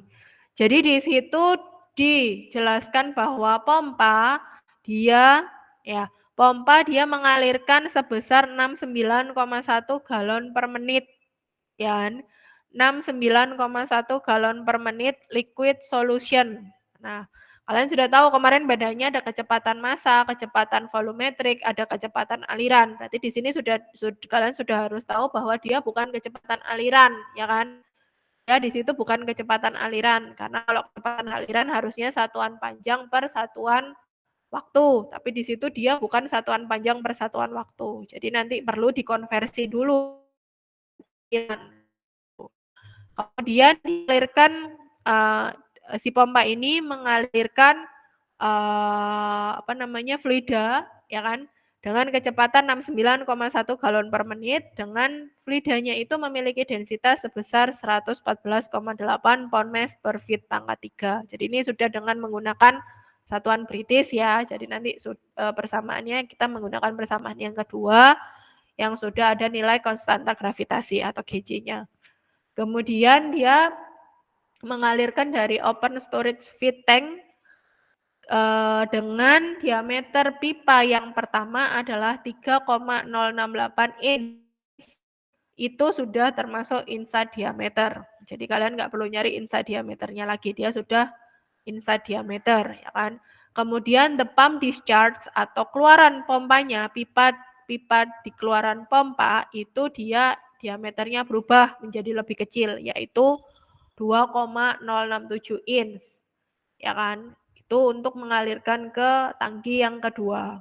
Kemudian the end of the discharge line is 50 feet above the level of the liquid in the feed tank. Jadi di situ diketahui bahwa ya keluaran pipa di tangki kedua dia memiliki ketinggian sebesar 50 feet above the level of the liquid.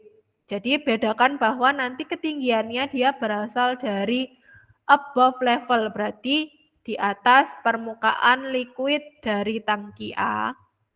Atau bisa juga nanti case-nya dia di atas permukaan tanah.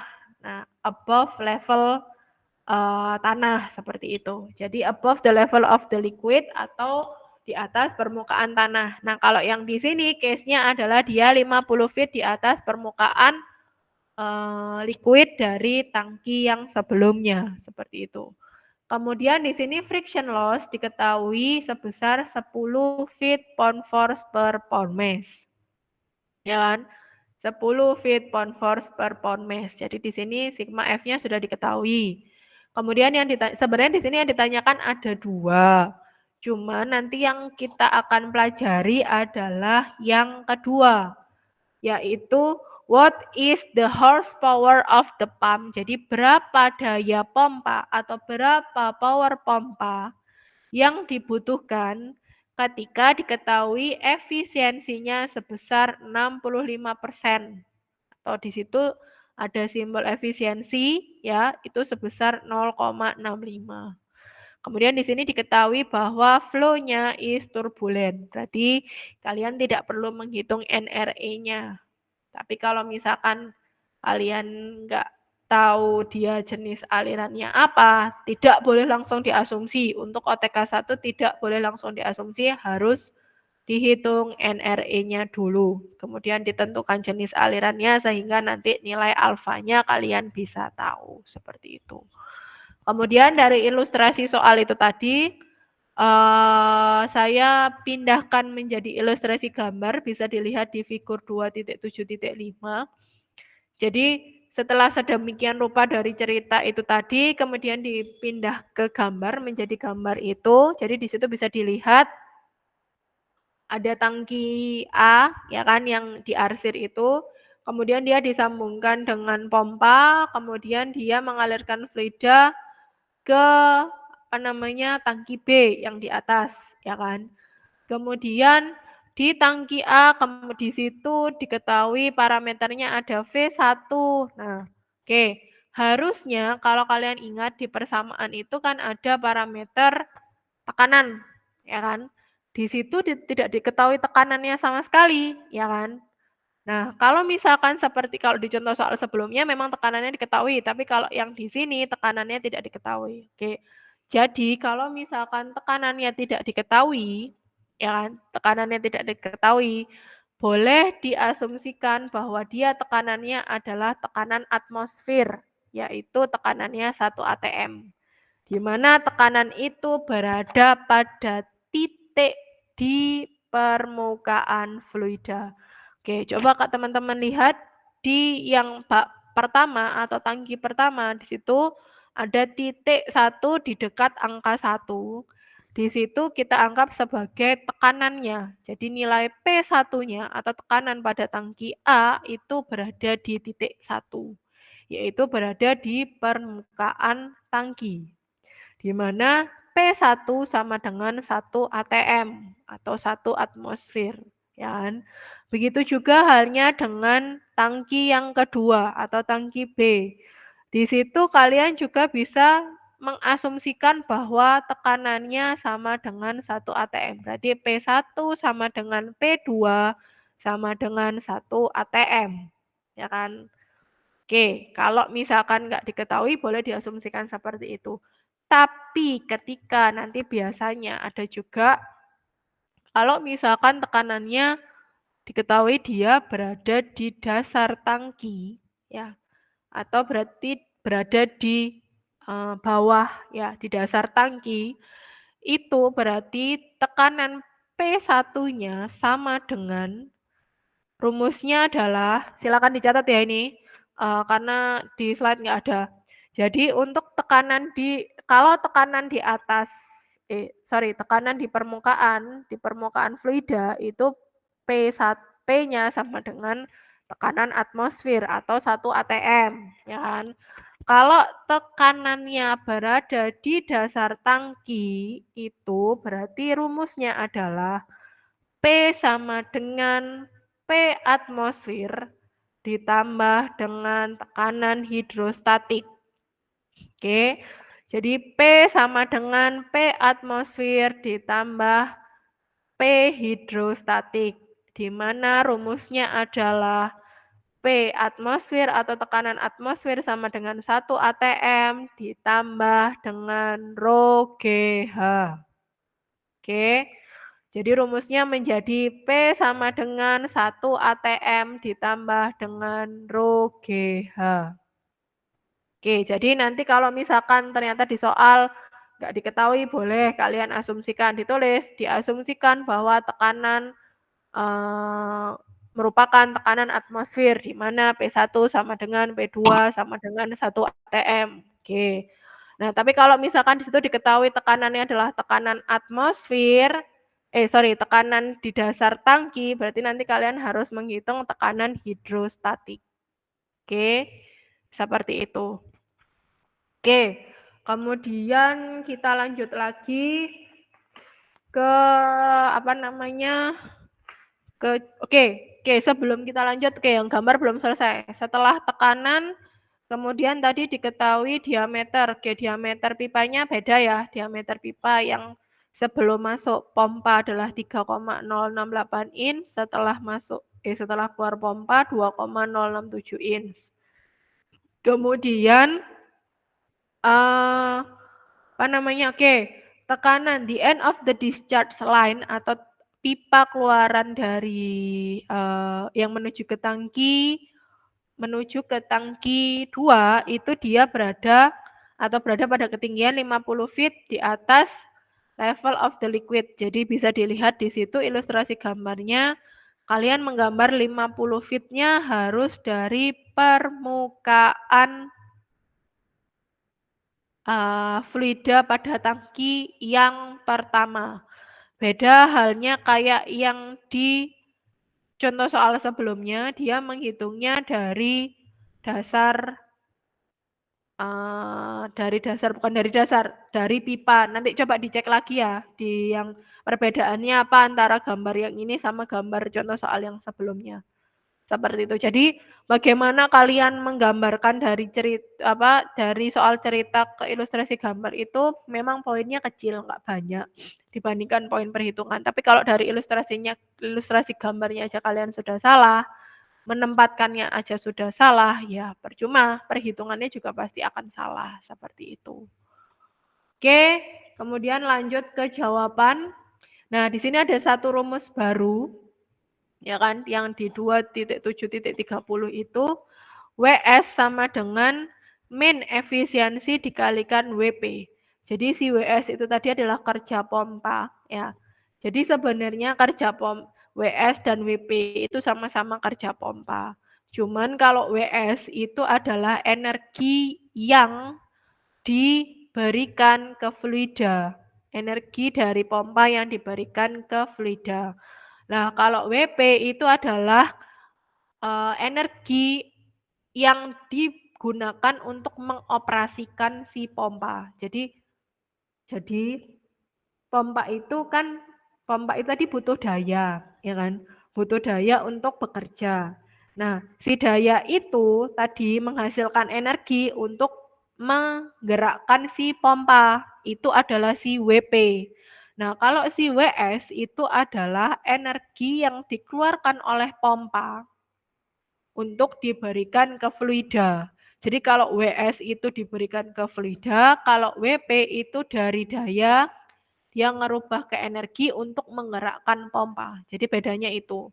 Jadi bisa dikatakan bahwa nilai efisiensi itu didapatkan dari WS dibagi WP. Oke, jadi efisiensi sama dengan WS dibagi WP. Seperti itu. Oke, di mana nilai WS-nya itu jadi min WS sama dengan mechanical energy actual delivery to fluid by the pump or net mechanical work. Nah, WP adalah energi or self work delivered to the pump gitu. Jadi kalau WP itu diberikan ke pompa, kalau WS diberikan ke fluida. Bedanya itu. Nah, kemudian kalau kalian lihat yang di bawah from appendix A.5 itu adalah konversi dari kecepatan volumetrik ke kecepatan aliran seperti yang sudah kita bahas di minggu lalu. Ya kan? Kemudian di situ V2-nya ketemunya adalah 6,61 feet per second. Oke. Nah, V2-nya ketemu, V1-nya berapa, Bu? V1-nya sama dengan 0. Kenapa sama dengan 0? Oke, kita kembali lagi ke ilustrasi gambar.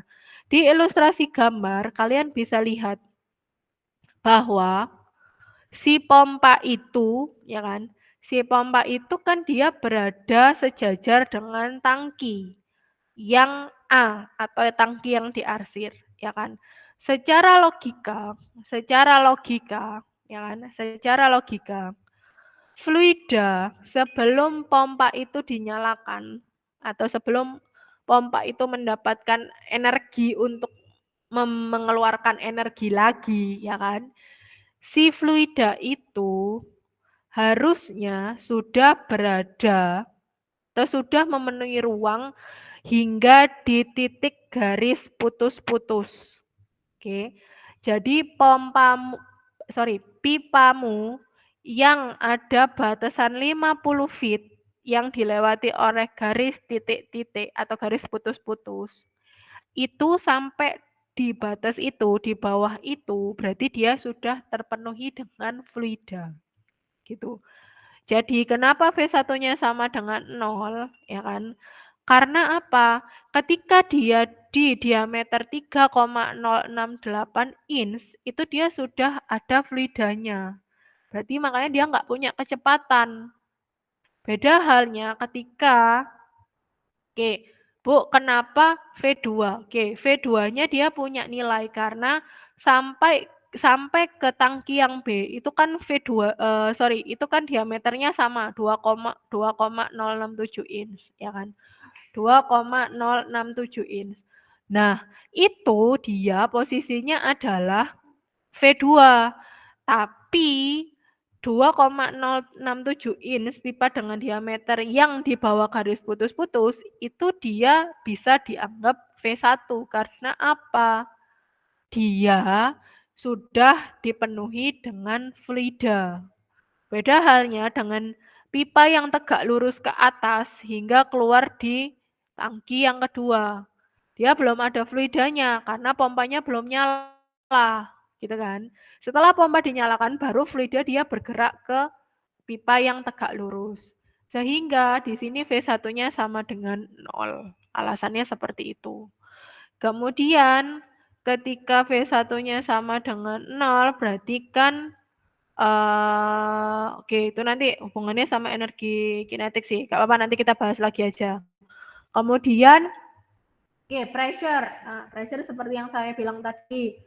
Kalau nggak diketahui bisa kalian asumsikan aja tekanan atmosfer. Jadi di sini pressure P1 sama dengan P2 sama dengan 1 atm. Berada di permukaan fluida semua. Kemudian diketahui juga bahwa alfanya sama dengan 1 karena dia alirannya adalah turbulen. Nah, sehingga kita masuk ke komponen masing-masing dari persamaan overall mechanical energy balance tadi. Yang pertama di situ adalah energi tekanan dengan delta P per rho. Nah, delta P per rho berarti delta P-nya kan sama, P1 sama dengan P2. Berarti delta P-nya kan sama dengan 0. Berarti delta P per rho sama dengan 0. Nah, kemudian komponen yang kedua adalah energi kinetik. Ya kan? Energi kinetik. Nah, energi kinetik itu sama, rumusnya adalah delta V kuadrat per 2 alfa GC, ya kan? Delta V, V2 dikurangi V1, V2-nya 6,61 dikurangi 0 dikuadratkan per 2 dikali 1 dari alfanya turbulen dikalikan GC, konstanta gravitasi, sehingga energi kinetiknya didapatkan 0,678 dalam satuan feet pound force per pound mass. Jadi nanti semua satuan harus dalam satuan feet pound force per pound mass. Seperti itu. Oke, kemudian energi kinetik sudah, energi tekanan sudah. Kalian lihat yang di bawah ada energi potensial.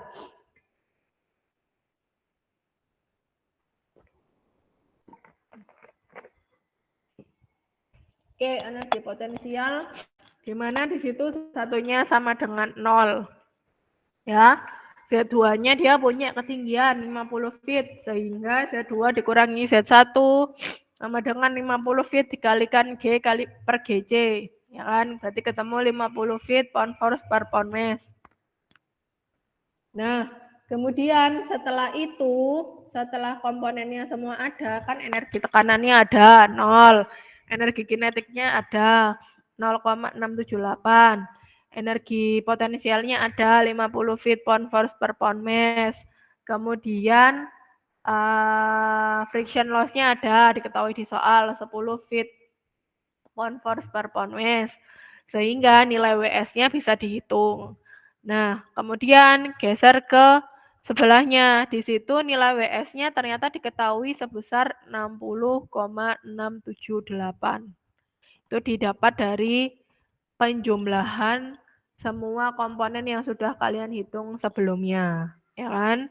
Nilai WS-nya diketahui, nilai WS-nya sudah dihitung ketemu 60,678.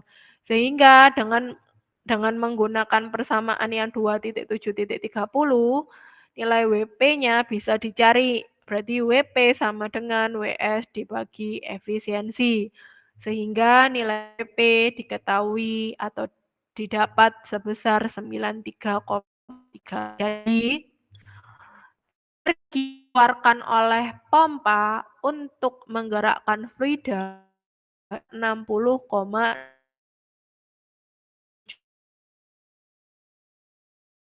ya. Jadi energi yang diberikan, energi dari daya yang diberikan ke pompa ya itu sebesar 93,3. Oke. Jadi nilai WP sudah ada, nilai WS sudah ada. Sekarang tugasnya adalah berapa power pompa ada ya pompa yang dibutuhkan. Jadi berapa listriknya yang dibutuhkan, berapa banyak listrik yang dibutuhkan dalam satuan horsepower untuk memberikan energi ke pompa ya sebesar 93,3 feet pound force per pound mass. Seperti itu. Jadi ilustrasinya seperti itu. Nah, cara mencarinya adalah, ini silakan dicatat dulu ya, ini rumus yang biasanya saya pakai. P itu adalah power pompa atau daya pompa. P sama dengan WP dikalikan dengan kecepatan massa dibagi dengan 550. Oke. P sama dengan WP dikalikan dengan kecepatan massa dibagi dengan 550. Oke.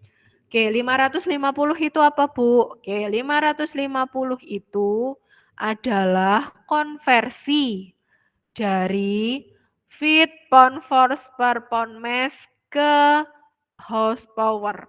Gitu. Jadi 550 itu adalah angka pasti. Angka pasti karena itu angka konversi. Nah, untuk WP itu bisa kalian lihat datanya dari WP yang sudah kalian hitung. Nah, untuk kecepatan massa, silahkan dihitung kecepatan massanya berapa. Nah, tadi kan di depan kalian di soal datanya adalah kecepatan volumetrik, ya kan?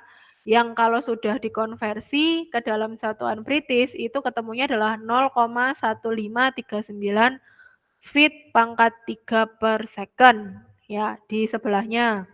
Flow rate sama dengan 0,1539 feet pangkat 3 per second.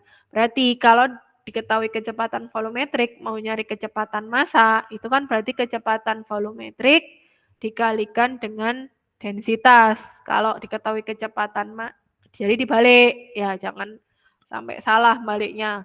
Kalau kemarin mencari kecepatan volumetrik, diketahui kecepatan massa, dibuka lagi catatannya, itu kan kecepatan massa dibagi densitas. Nah, kalau dibalik mau nyari kecepatan massa, kalian punya data kecepatan volumetrik, berarti kecepatan volumetrik dikalikan dengan densitas. Jadi kalau kalian lihat di yang sebelah kanan di bawah ilustrasi gambar, itu di situ perhitungannya adalah mass flow rate, itu adalah kecepatan massa.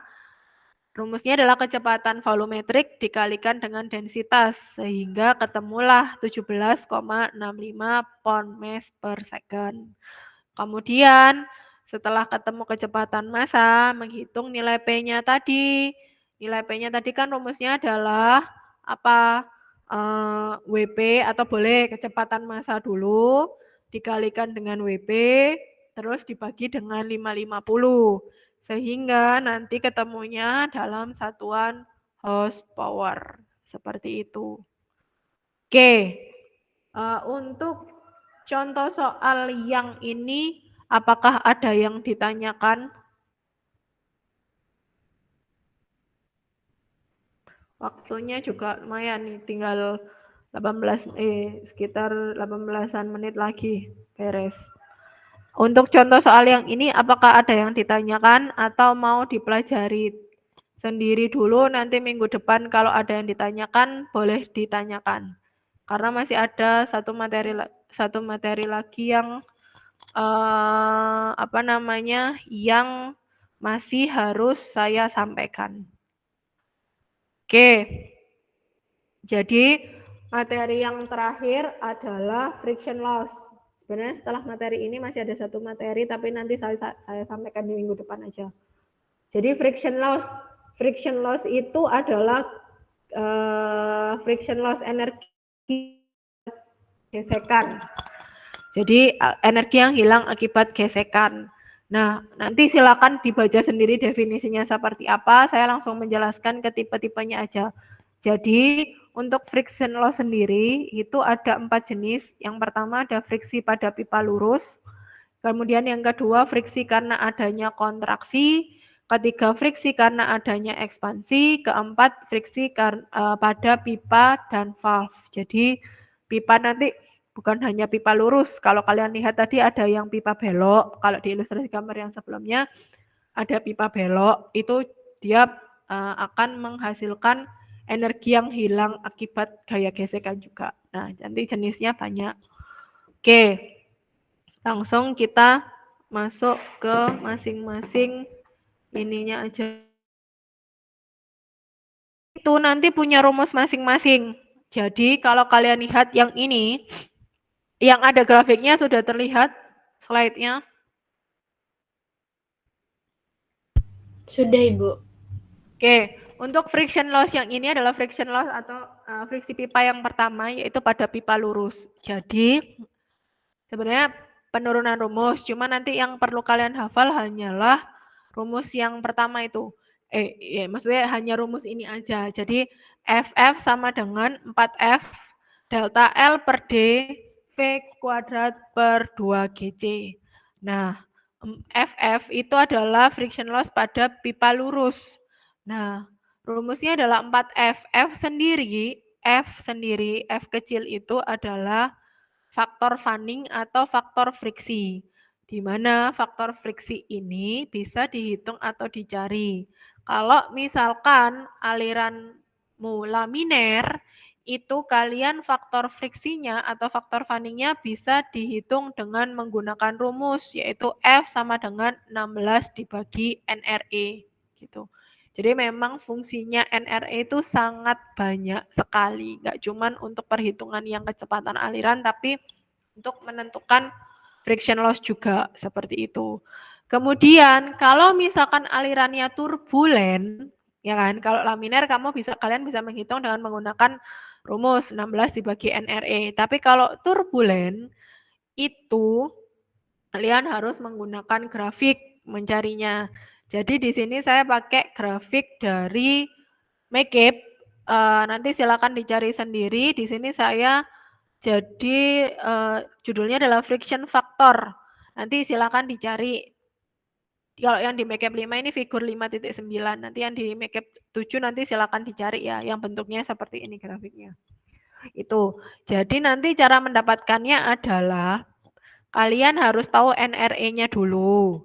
Nah, kemudian ini kan di situ tuh sebenarnya material pipa, kalau kalian lihat yang di kotak paling atas, itu jenisnya banyak. Material pipa ada yang drawn tubing, ada yang iron steel, ada yang galvanis iron, cast iron, concentrate, itu beda-beda. Nah, cuman untuk yang sekarang nanti kalian gunakan yang paling material yang drawn tubing atau yang paling atas sendiri. Sehingga nanti garisnya itu kalian menggunakan garis yang paling ke bawah sendiri, yang smooth ini. Garis smooth, garis paling bawah sendiri ada tanda panahnya smooth. Jadi nanti cara mencarinya adalah dari hasil NRE itu kalian tarik garis ke atas, mentok sampai ke garis yang smooth. Setelah itu kalian tarik ke samping hingga ketemu faktor fanningnya berapa. Seperti itu. Jadi untuk yang laminer harus menghitung, kalau yang turbulen gunakan di persamaan yang FF. Kemudian yang delta L adalah total panjang pipa. Nah, total panjang pipa ini nanti dihitung dari total panjang pipa yang inlet hingga yang outlet. Nah, itu ada pipa lurus itu berapa, belokan itu dia punya panjang sendiri, nanti macam-macam. Kemudian D, diameter diameter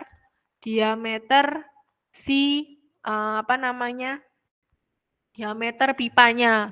Nah, diameter pipa Bu, gimana kalau ternyata diameternya itu ada 2, nggak seragam, nggak konstan. Nah, berarti nanti diameter ini yang digunakan inside diameter ya. Jadi nanti harus tahu inside diameternya berapa. Nah, nanti kalau misalkan gak seragam, ada 2 diameter, berarti kalian gunakan delta diameter. Jadi diameter yang besar dikurangi diameter yang kecil, nanti diameternya yang digunakan di situ. Tapi kalau misalkan diameternya sama, konstan, berarti ya kamu hanya pakai 1 diameter itu. Seperti itu. V-nya adalah V. V sendiri juga V-nya juga kalau misalkan V1-nya sama dengan 0, V2-nya sama dengan sekian. Nah, V di sini juga tetap delta V. Yang dipakai adalah delta V. Oke, yang dipakai adalah delta V. Kalau misalkan dia V-nya. Dalam artian kalau V itu pasti dia ada hubungannya sama diameter. Kalau diameternya beda, pasti nilai V-nya akan beda. Kalau diameternya sama, berarti nilai V-nya akan sama. Jadi kalau misalkan diameternya beda, berarti diameternya pakai delta, V-nya juga pakai delta. Tapi kalau diametermu konstan, berarti V-nya juga akan konstan. Berarti V-nya hanya ada 1 nilai, nggak perlu di delta, seperti itu. Kemudian per 2 GC, GC adalah konstanta. Oke, kemudian ini mungkin saya sampaikan aja, nututi waktunya, nanti silakan dibaca dulu, nanti kalau ada yang ditanyakan di minggu depan. Oke. Kemudian yang friction loss kedua, itu ada namanya friction loss kontraksi. Karena adanya kontraksi. Kontraksi itu apa, Bu? Kontraksi itu adalah perubahan diameter pipa. Jadi diameternya berubah dari diameter yang besar ke diameter yang kecil. Gitu. Jadi kayak contoh soal yang sebelumnya, tadi kan diameternya dari 3 inch ke 2 inch, berarti dia mengalami kontraksi. Si pipanya itu mengalami friction loss kontraksi. Nah, rumusnya adalah rumus 5.65. Oke, untuk friction loss ini semua datanya, semua rumusnya saya ambil dari MECAP. Jadi nanti silakan sambil dicek juga di MECAP-nya masing-masing. Rumusnya adalah 5.65, di mana KC itu adalah koefisien untuk mencari contraction loss atau energi yang hilang akibat kontraksi. Nah, rumusnya ada di 5.66. Itu kalian hitung dulu KC-nya. Jadi KC-nya adalah rumusnya 0,4 dikali 1 dikurangi SB per SA. Nah, di mana SB sama SA sudah ada notnya di bawah. Jadi S itu adalah luas penampang. Biasanya kita pakainya A kan. Ini di sini. Kalau di MECAP dia simbolnya adalah S. Di mana SA-nya adalah luas penampang pipa dengan diameter besar, yang SB-nya luas penampang pipa dengan diameter kecil. Jadi tinggal mengikuti saja. Kalau kontraksi berarti kan dia dari pipa yang diameter besar ke diameter kecil. Berarti yang A itu yang besar, yang B itu yang kecil. Seperti itu. Nah, berarti kalau B kecil, ya kan? Berarti kalau SB kecil, berarti yang di 5.65 VB-nya, berarti kecepatannya, berarti berada pada diameter pipa dengan diameter yang kecil. Itu hanya tinggal mengikuti aja, simbol-simbolnya itu hanya tinggal mengikuti saja, seperti itu. Oke, kemudian saya lanjut lagi ke friction loss yang ketiga, yaitu ada yang namanya, kalau tadi kontraksi, yang ini ekspansi, yaitu pipa mengalami perubahan diameter dari diameter yang kecil ke besar. Jadi kalau dari besar ke kecil, ini kecil ke besar, kebalikannya. Rumusnya dengan menggunakan 5.59. HFE sama dengan KE, VA kuadrat dibagi 2 GC. KE sendiri bisa dicari, koefisiennya dicari dengan menggunakan rumus 5.64. Sama, ada SA, ada SB, ada luas penampang. Tapi tolong dibedakan. Kalau yang ini, jadi simbolnya tetap sama A sama B. Cuman kalau yang ekspansi, itu yang A, itu kan kalau ekspansi kan berarti dari kecil ke besar. Berarti yang A dari yang diameter kecil, yang B diameter besar. Kemudian berarti kalau yang di 5.59 itu pakai VA, berarti dia kecepatan pada yang diameter kecil. Jadi jangan sampai kebalik ya, SA SB-nya itu enggak sama antara kontraksi sama ekspansi. Harus mengikuti dari kebutuhan itu tadi. Dia perubahan diameternya seperti apa, kecil ke besar atau besar ke kecil, itu mengikuti seperti itu. Oke, saya lanjut. Kemudian friction loss yang terakhir adalah friction loss pada fittings dan valve. Fittings itu apa, Bu? Fittings itu pada pipa, fitting itu. Jadi pipa itu fitting itu sambungan sama valve. Valve itu keran.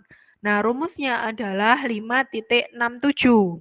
Nah, di sini untuk koefisien kalian nggak perlu menghitung. Kalian tidak perlu menghitung. Untuk koefisiennya bisa dilihat pada tabel. Nah, ini kalau di MATCAP 5 itu tabel 5.1. Kalau yang di MATCAP 7 nanti silakan dicek sendiri.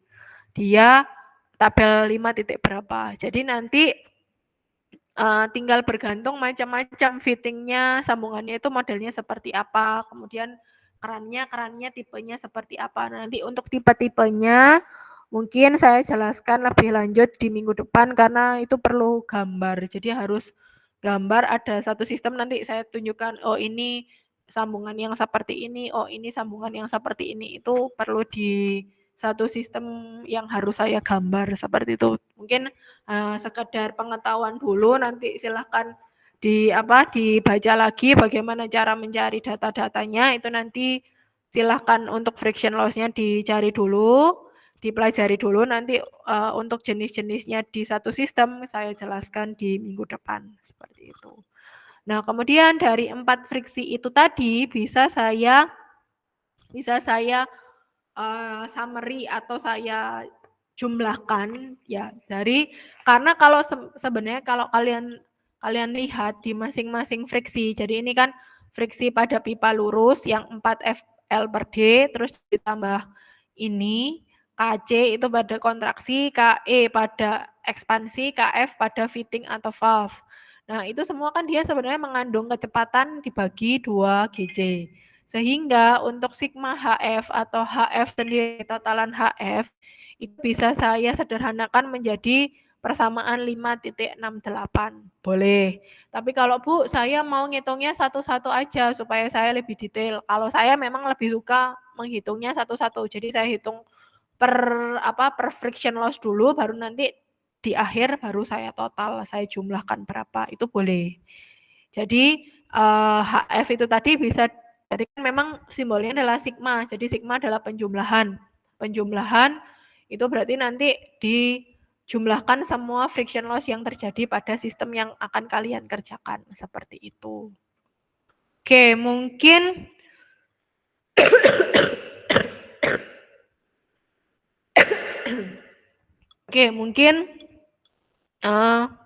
untuk kelas yang hari ini saya cukupkan dulu ya. Saya cukupkan dulu, udah cukup mumet ya. Nanti silakan dipelajari dipelajari sendiri nanti untuk materinya akan saya share ke perwakilan kelas masing-masing. Nanti boleh di-share ke teman-teman biar dipelajarin lagi. Nanti minggu depan kalau misalkan ada yang ditanyakan boleh dicatat, nanti kita bahas di minggu depan sekalian latihan soal. Oke. Terima kasih atas kehadirannya di kelas hari ini. Ketemu lagi minggu depan. Kelas saya akhiri. Wassalamualaikum warahmatullahi wabarakatuh. Waalaikumsalam warahmatullahi wabarakatuh. Terima kasih Bu. Saya izin live ya. Ya, Ibu.